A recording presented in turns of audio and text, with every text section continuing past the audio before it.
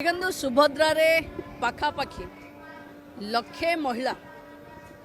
सुभद्रार किस्ती द्वितीय किस्ती पाइबारु वंचित अछंती तापाई आमे माने चिंतित अछु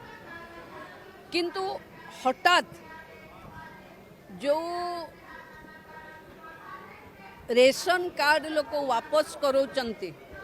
कि आमे आमर बढ़ीची इनकम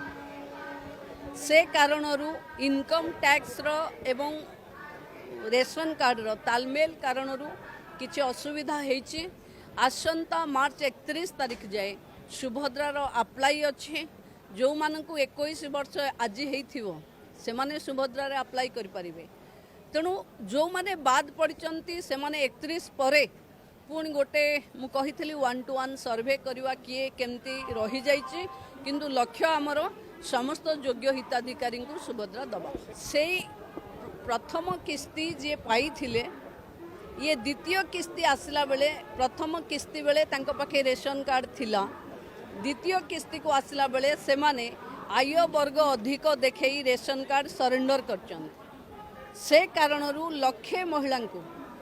ए भली असुविधा भोग करने को पड़ी। कौ माने आ भितर गाड़ी किणी देइचंती कौ माने